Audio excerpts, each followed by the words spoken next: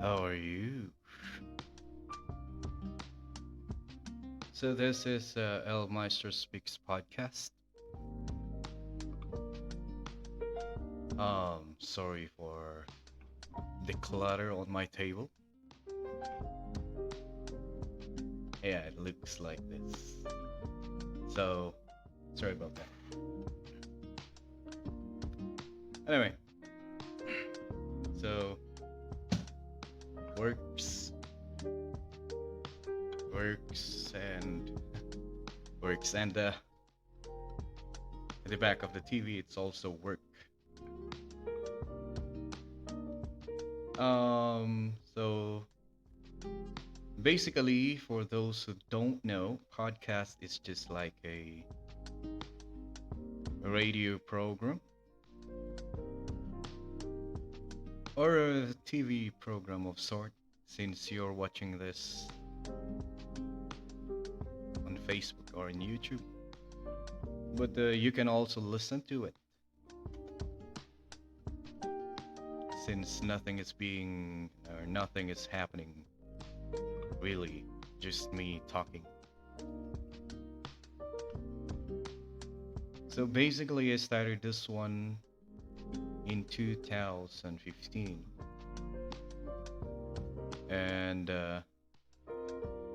it's kind of mixed up with other videos. I uploaded it here on my YouTube channel, but it's kind of mixed up with other videos that I made, and well, just to relax myself since we are doing a lot of things. I wanna continue doing the podcast part, and my plan here is to use this podcast to have conversations with people I'm interested in, like people who inspired me, and people I look up to. And that means teachers or um, people in all walks of life. Well, since I don't have someone with me, and I'm feeling like doing this thing, just like to talk alone and see where this goes. So before I'll talk about something here, I would like to uh, tell everyone that the person or the podcast that inspired me to do one when I started this one. Actually, there are a lot of podcasts that inspired me to do this. But mostly, I was inspired with the podcast of Joe Rogan and Tim Ferriss. So Joe Rogan, well, he's so popular now, but back in the day when I was listening to him, uh, well, he's having already a lot of downloads. But what interests me with his podcast is that when you're listening to it, you can see that he's having a lot of fun, and actually, that's what I want to do here. Just have a lot of fun. Really don't care about the topic, but when you have just talk, and if people want to listen, then they will listen. With Tim Ferriss's podcast, I can learn a lot from his podcast, because what he's doing is he's having a podcast with important people, I mean successful people, and in the podcast he's trying to ask questions So these successful people can share their methods of achieving success, you know, like that. So those are the two podcasts that greatly influenced me. So we like to have a podcast where we can learn something and we can have fun. Actually, GRE podcast, I mean Joe Rogan Experience podcast, um, is really educational also. When he tackles a lot of subject, he's having a lot of guests from ranging from his pot smoking buddy, and yeah, they smoke a lot of pot, to people in the academe and scientists, and wow, that's really interesting. And I'm not trying to replicate that. I'm just trying to have one on my own, a place where I can share my thoughts and save it and never listen to it. no one, I don't want to listen to my voice actually. So just record this one and put it out there, and whoever listens to it, then they will listen to it. But it's just like I'm recording my thoughts in this podcast. I named it El Maestro Speaks for the reason that I really want to have someone to talk to. I mean, having a dialogue with people I know, friends, and just having fun. And might be having that one someday, and might be having it in a way that would not intimidate them. By that I mean we would be having it in my own dialect.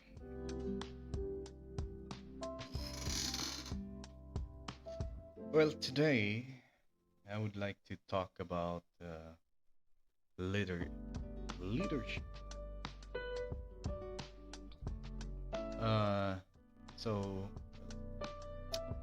there are a lot of definitions for leadership, and most people who are aspiring, what do you call that, dreaming to be a leader, I've already read about John Maxwell's books on leadership, and I think a lot of people have been indoctrinized with that book already, because every time I attend a seminar, I always see quotes from John Maxwell, quotes from his books about leadership. The problem is they just end up being a quote, and no one is really putting it in action. Well, it's just my observation, so you can correct me on this one. But on my observation, it's that's the case. So we're just fond of using those quotes, but when it comes to action, it's the opposite of that quote that we are sharing. And my view is that it's a little bit idealistic for me. Again, this is me speaking. Those things or those principles being shared by, of course, it's also one of my favorite author, John Maxwell, and motivational speaker. Now, looking at it, it would be summarized into two words: that effective and good leadership can be um, summarized in two words, which was actually shared by one of the author that I encountered like 2 or 3 years ago, and his name is Jacko Willink with Leaf Babin. Both of these guys are Navy SEALs, the United States Army. I mean, United States military. And they made a book, or they wrote a book called The Extreme Ownership. So, effective and responsible leadership can be summarized in two words, just like I said a while back, and extreme ownership are the words. So, basically, what is extreme ownership? So, according to them, extreme ownership is when you try to own up to everything that happens in an organization. So, according to Jocko Willink and Liv Babin, they learned this trait of a leader when they were in the military.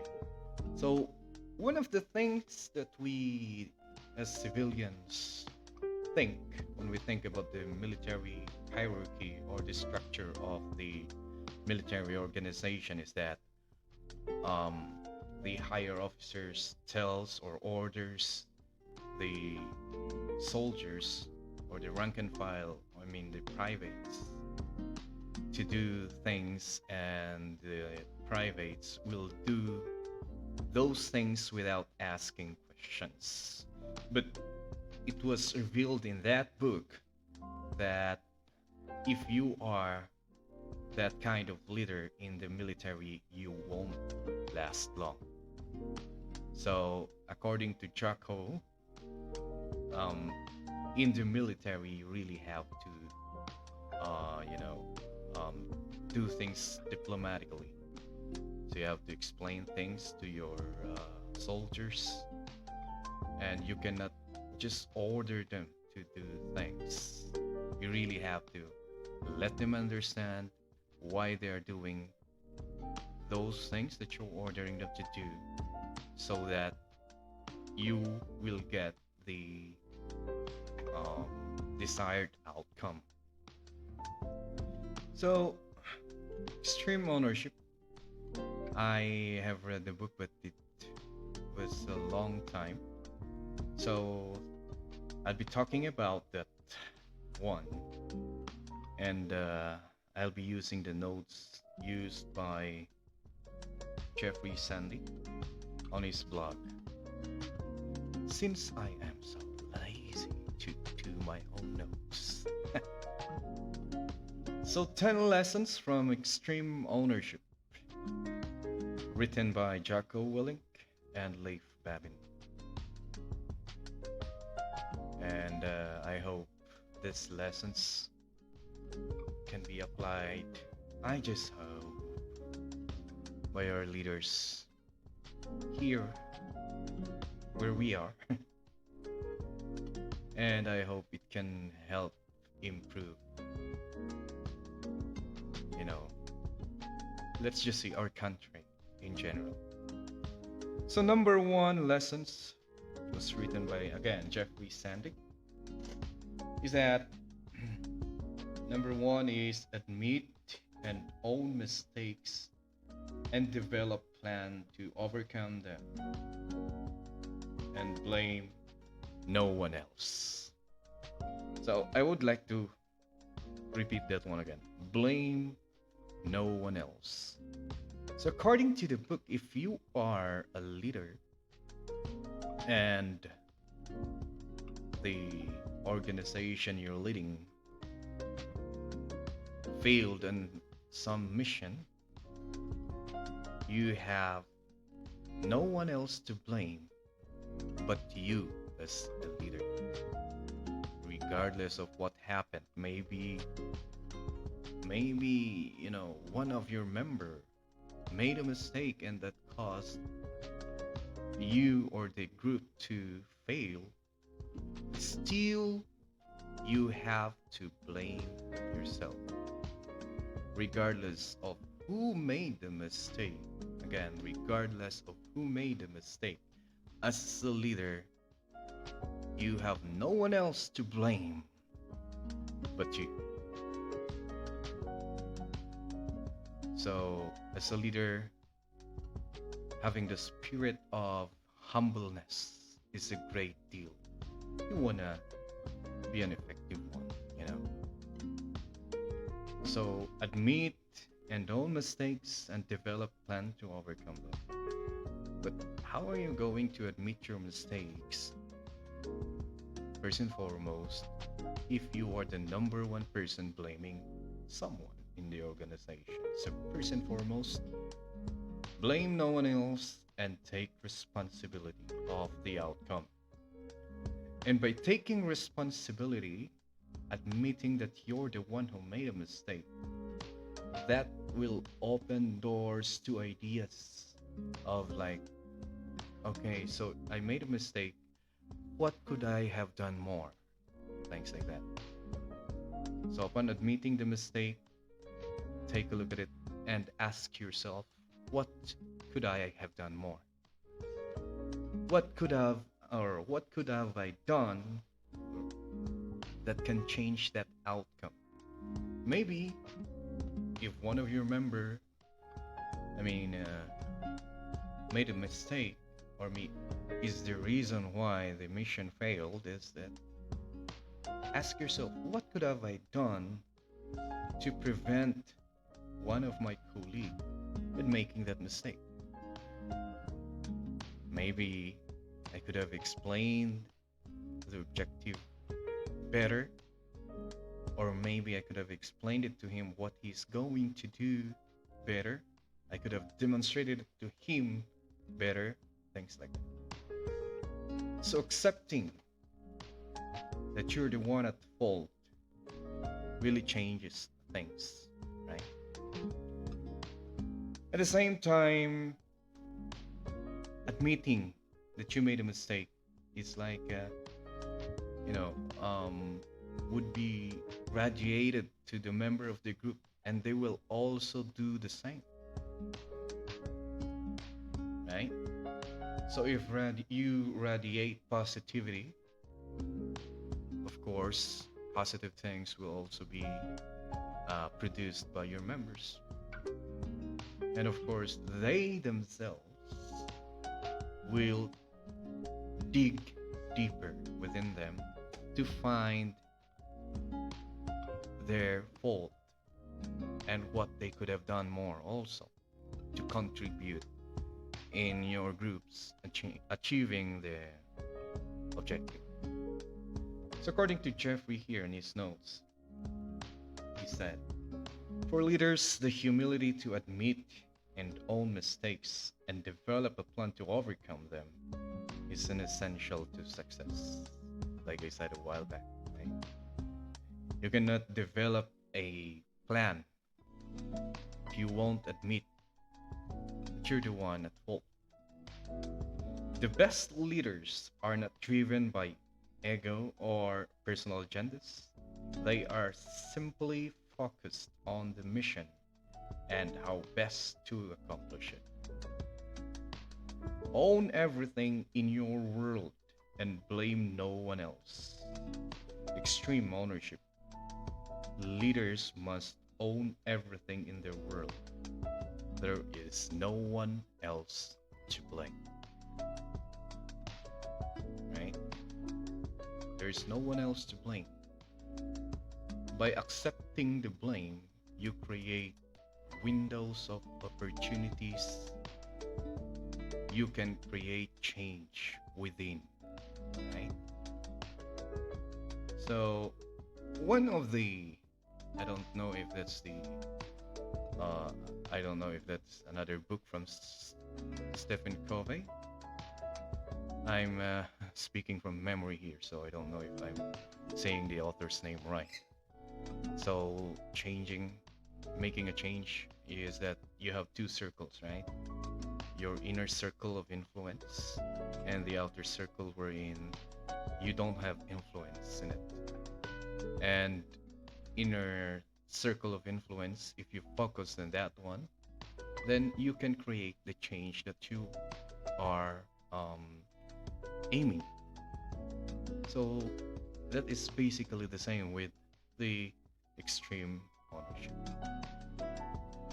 So that's number one. Admit and all mistakes and develop plan to overcome them. And blame no one else. Second one from this note here that we're reading. As a leader, you must demonstrate extreme ownership throughout the chain of command and down. There are no bad teams, only bad leaders. There are no bad teams, only bad leaders. So if one of your member keeps on failing on his word, that would reflect to you. Like according to this book, if one of your member of the team is maybe by the looks of it is failing, then that means that you are not an effective leader. Maybe you did not explain to him well or to her the things that she needs to do, or what exactly are you trying to achieve in asking him or her to do something, right?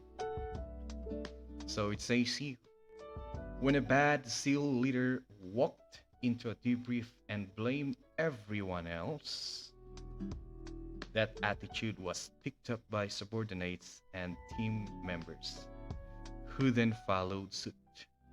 They all blamed everyone else, and inevitably, the team was ineffective and unable to properly execute a plan.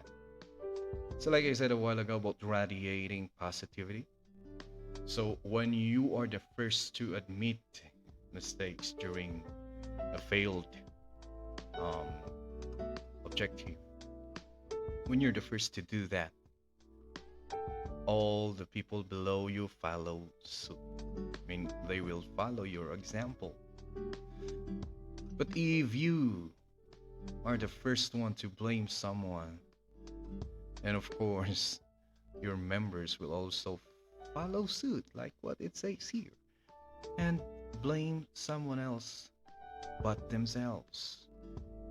So it would be like you radiated a negativity to them, and they will try to radiate that to their peers, and it will go down, down, down, and that will create this unity. And a group that is not united, we already have that saying. Okay? You won't be an effective team if that's the case. See, extreme ownership in their leaders, and as a result, they emulate extreme ownership throughout the chain of command down to the most junior personnel. As a group, they try to figure out how to fix their problems instead of trying to figure out who or what to blame. So, when the leader practices extreme ownership, that will be reflected to all the members. And instead of wasting energy trying to blame someone else or trying to make an excuse for not achieving the objective, they will use that energy to try to see what went wrong. You know?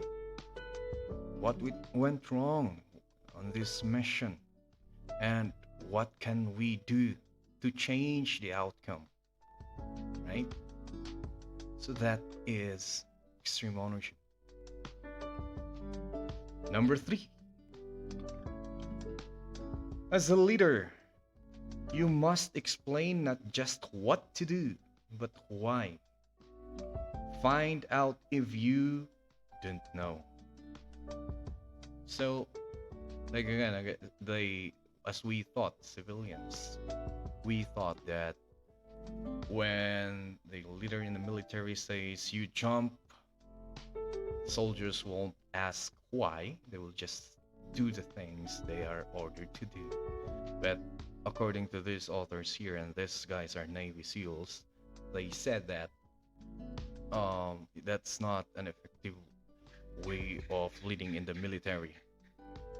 We have a guest in our podcast. I don't know what we call that one. Also going back, as a leader, you must explain not just what to do, but why. A leader must explain not just what to do, but why. It is the responsibility of the subordinate leader to reach out and ask if they do not understand. Only when leaders at all levels understand and believe in the mission can they pass that understanding and belief to their teams so that they can persevere through challenges, execute, and win. So, as a leader, we must explain. Anyone here who is a leader listening? As a leader, you must explain why you're asking your subordinates to do something.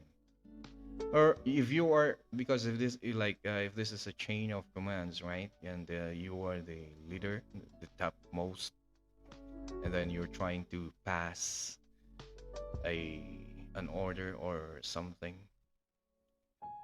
an objective to your field leaders, you must make them understand why they are doing that.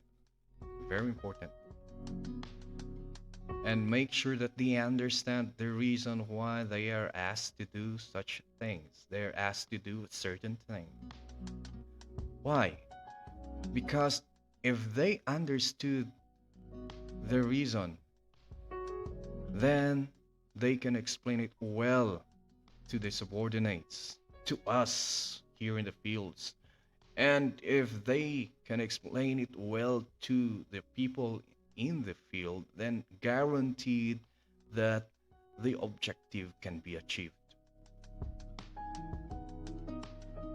Right? So, clear dissemination of what to do and why it needs to be done. So if you ever get a task or guidance or a mission that you don't believe in, don't just sit back and accept it. Ask questions until you understand why, so you can believe in what you are doing and you can pass that information down the chain to your team with confidence so they can get out and execute the mission. That is leadership. So again, as a leader also in an organization, if you did not understand what the mission is all about or what the objective is all about, don't be afraid to ask why. Most of us, especially in our culture, asking questions means that you're you're stupid, you're an idiot. But actually, it's not the case. If you ask questions, you're really trying to understand it well. You know? So before you go to your men, your subordinates, and give the instruction, you really have to understand it. So never be afraid to ask why. Why do we need to do this? What is the rationale behind? Do not just take the order of what those people need to do and just give it back to the people, and people will be doing it without really understanding why they are doing that. That will create questions, that will create more stress to your people, that would lead to ineffectiveness. Okay. So I'm just like, it feels like I'm ranting here. Like I'm alone, so Well, that is number three. As a leader, you must explain not just what to do, but why. That is leadership. Again, extreme ownership. Moving on, we have number four. As a leader, again, you must control your own ego. Ego clouds and disrupts everything: the planning process, the ability to take good advice, and the ability to accept constructive criticism. So, as a leader, if you go to work, don't bring with you your ego. Please! A lot of leaders meant a lot. And their ego is their uniform when they go to work. Again, it says here, control your own ego. Because ego disrupts everything: the planning process, the ability to take good advice from anyone, even from the lowest part of the group, the ability to accept constructive criticism. It can even stifle someone's sense of self-preservation. Often, the most difficult ego to deal with is your own, of course. So, I mean, as a leader, every time you go to work, you're actually fighting with yourself, right? All of us, imperfections is what makes us as human, right? But if we are aware of these things, then we can at least do something about it. So, advice from this book is that let's try to control. It did not say there that you will eliminate your ego. We cannot do that, right? Because we are human. We have our ego, and our ego sometimes it's there for a reason, right? It's it's for your self-protection sometimes. Now, as a leader, we have to learn to control it. At least 80% of it we can control, right? So, it's natural for anyone in leadership position to blame subordinate leaders and direct reports when something goes wrong. Our egos don't like to take the blame, but it's on us as leaders to see where we failed to communicate effectively and help our troops clearly understand what their roles and responsibilities are and how their actions impact the bigger strategic picture. So, controlling your ego is a key in having the skill of owning to anything. Extreme ownership, as they say, right? If you have your ego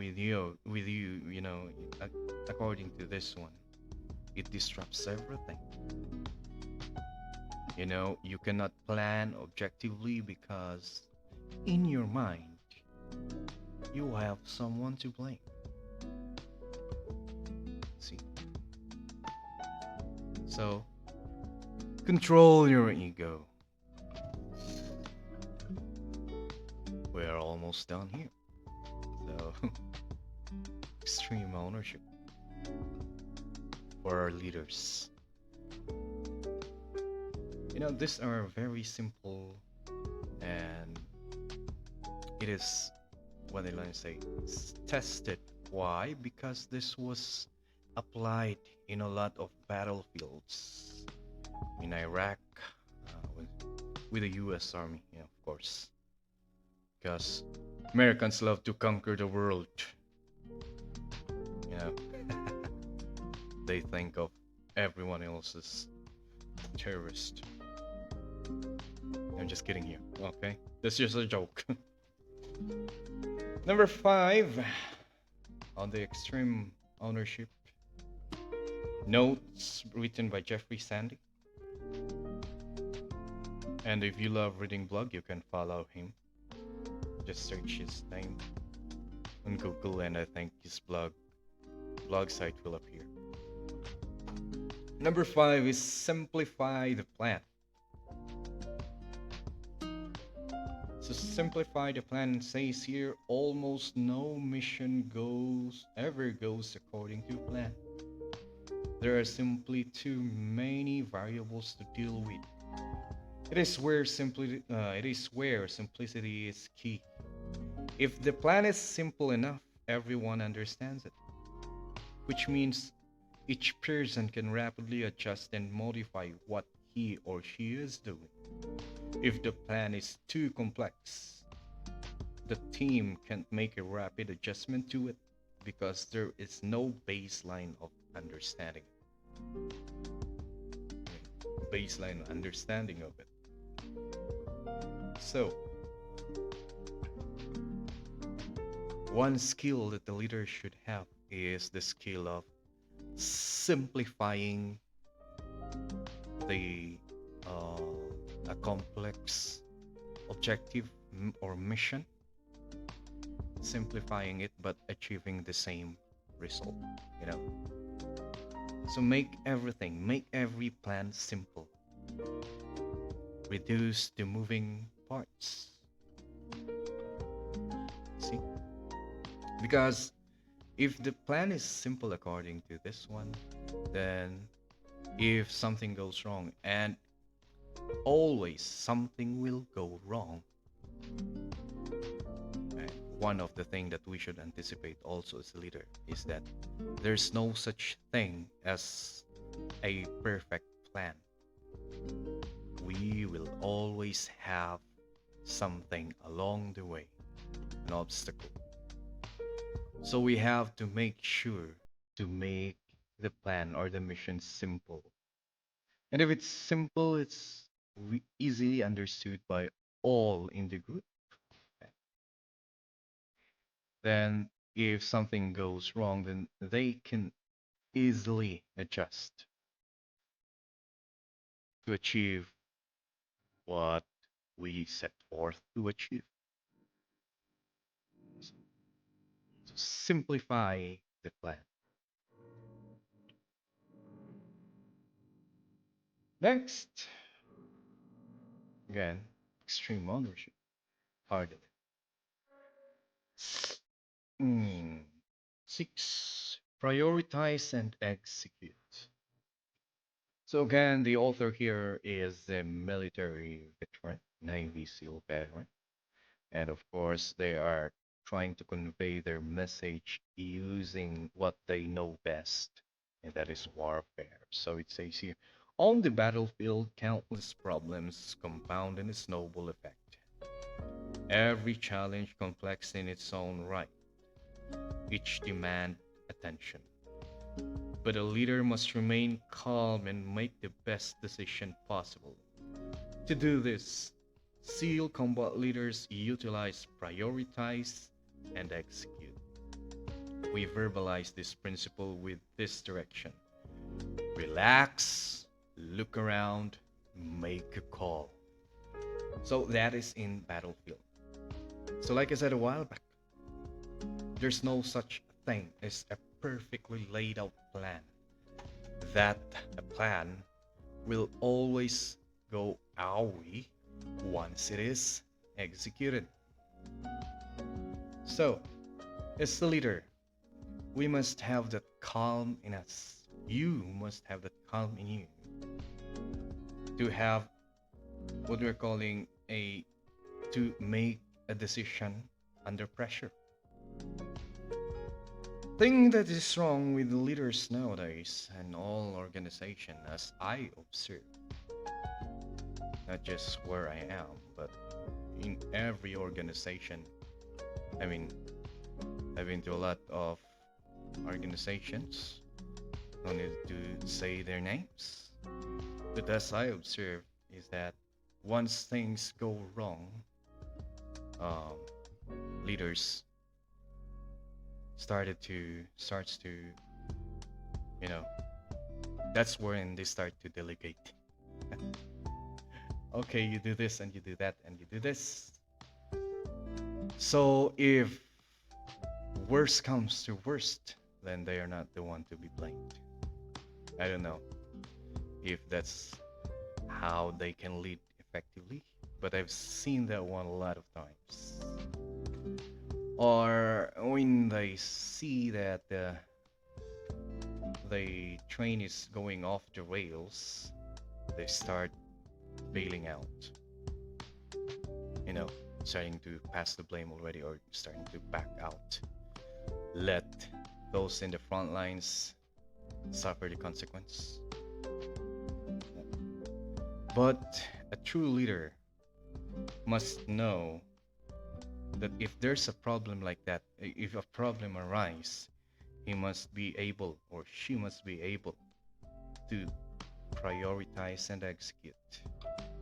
What problem right now needs to be addressed immediately? Then execute a plan to address the problem. Of course, it's easier said than done, but like what it says here, you're having too much trouble, you just relax, look around, make a call. And by accepting, owning to the failure of the group, you can get advice from your peers also. Okay? So you sit down, you relax, you look around and hear those people around, and then as a leader you make the call. That's how they do it in the Navy SEALs. And actually this can be also applicable in our lives, in our organization. Next, so that is prioritize and execute. Number 7, build trust with your members. Trust is not blindly given. It must be built over time. Situations will sometimes require that the boss walk away from a problem and let junior leaders solve it. Even if the boss knows he might solve it more efficiently, it is more important that junior leaders are allowed to make decisions. Perhaps those people I saw bailing out is not doing bad things at all. Perhaps they're doing this. They're letting the junior officers or the leaders below them do the decision making. So they're doing the right thing at all, right? So sometimes leaders must walk away and let the junior leaders solve the problem, even if he knows or she knows that she or he can do it efficiently. More efficiently. It is important that the junior leaders are allowed to make decisions and backed up even if they don't make them correctly. Open conversations build trust. Overcoming stress in challenging environments build trust. Working through emergencies and seeing how people react build trust. So by doing that, you are building you're building trust in your group. Letting them, do things. And if they made mistakes, you help, but let them or help them make a new decision that can correct their mistakes. That is one way of building trust. Next, we have number 8, leading down the command. As the leader employing extreme ownership, that is you, whoever you are listening and you're a leader. If your team isn't doing what you need them to do, you first have to look at yourself. Rather than blame them for not seeing the strategic picture, you must figure out a way to better communicate it to them in terms that are simple, clear, and concise so that they will understand. That is leading down the chain of command all about. So that's the meaning of number 8, leading down the chain of command. So, leader, again, going back to giving instructions clearly, giving them not just what to do, but why you need to do it, making it so simple, and making sure that they understand. If your subordinates made a mistake, then that means that they did not understand the strategy. You have to take it on yourself and you try to re-explain it again.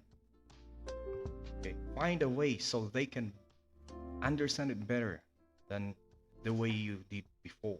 You know, communicate it in terms that is simple, so that they can clearly understand. If it is simple, a while like what we were saying a while back, if it is simple, if something goes wrong, they can easily adjust, right?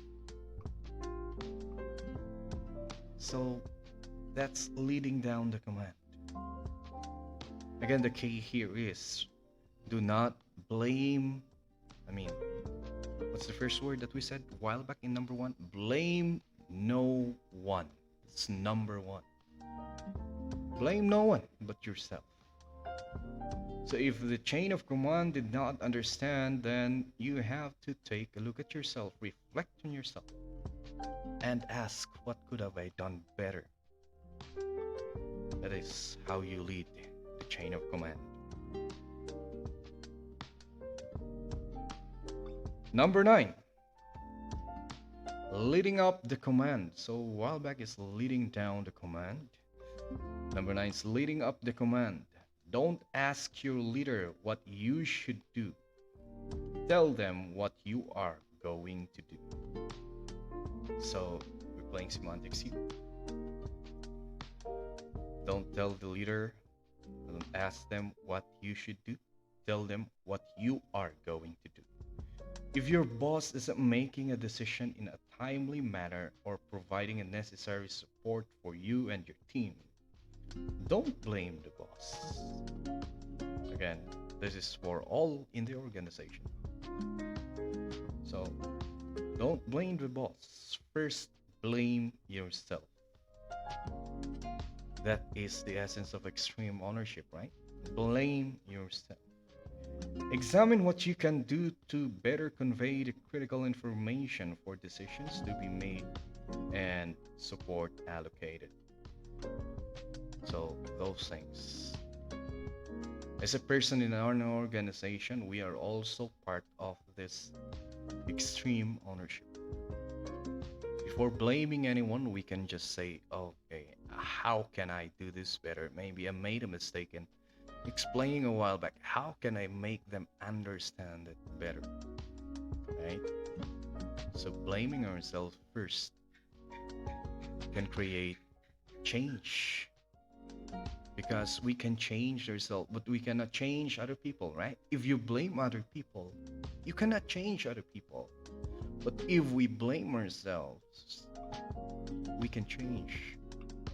We can make a change. We can exact a change, right? So that's how important extreme ownership is. Not just in an organization, but also in our life, right? And last is number 10,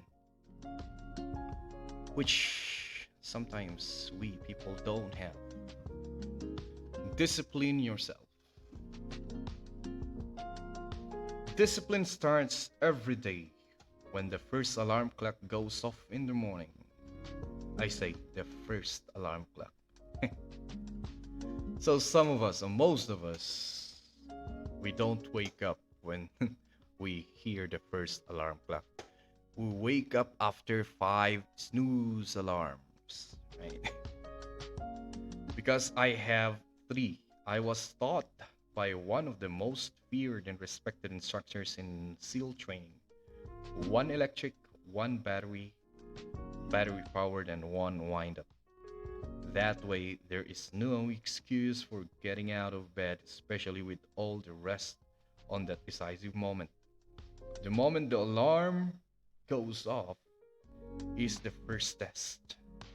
It sets the tone for the rest of the day. The test is not a complex one. When an alarm goes off, you get up out of bed, or do you lie there in comfort and fall back to sleep? If you have the discipline to get out of bed, you win. You pass a test. If you are mentally weak for that moment and you let your weakness keep you in bed, you fail. Though it seems small, that weakness translates to more significant decisions. But if you exercise discipline, that too translates to more substantial elements of your life. So, disciplining ourselves. Okay. Also, um, just simple things like what was stated a while back. Waking up the first alarm. Translate to a more substantial things that we do in a day.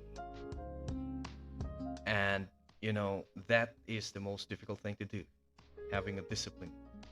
Having the discipline to blame ourselves instead of blaming someone.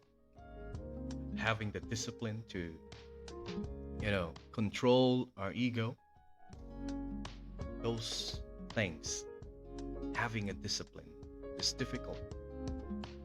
But we can do that bit by bit. I mean, we don't do it instantly like we are like this today and we can change it tomorrow immediately. Like we are a new page of paper tomorrow, clean, white, no stains. That is impossible. And you might be able to do it, but that won't last long.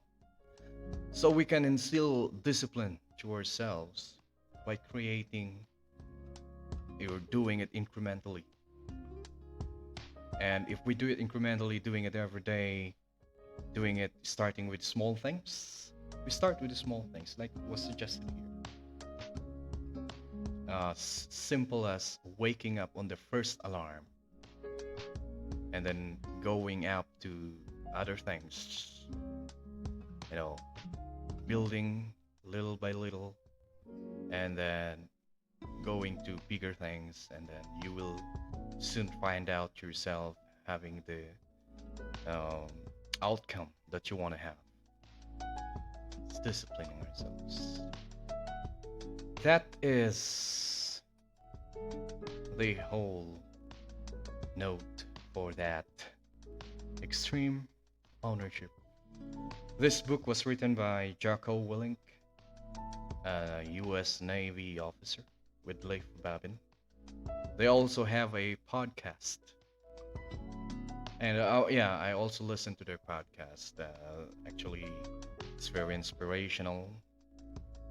I usually listen to podcasts while I'm riding from home to work, and that takes 3 hours. And usually their podcast lasts to about an hour or 3 hours, like that. GRU podcast is about 3 hours, and it's what I listen to while riding.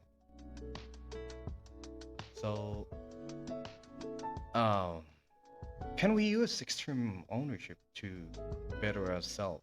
Absolutely, we can. So this is not just for leaders, but also for us. So we can improve ourselves, right? Starting from having that discipline to having not passing blame, blaming ourselves, looking inward instead of outward to see what went wrong. Always, let's take a look at ourselves before looking at other people, right? That will create change. That is the key to making changes. Okay? So that is all for this podcast. And I'm just trying my. I did a video, trying my video here to see if the sound and the video syncs up. And just did it today, just to relax for a while because I'm so tired having this job here. We are still adjusting to this new normal of teaching. Probably I'll be doing other videos, but would be for children about their subject in the class. And having conversations, but it would be in Kankanai. People I would like to talk to here are my colleagues. I might be starting one tomorrow if he's here. We already did something in actually my past videos. We already had some, and I promise to continue doing this, and just maybe having two in a week, one in a week, or one podcast in 2 weeks, things like that. And we talking about things. I'll be having conversations with my favorite people and having a good time. So this is El Maestro, and I'll be seeing you around in this world of the Matrix. I mean, the internet, right? See you around and stay safe. God bless.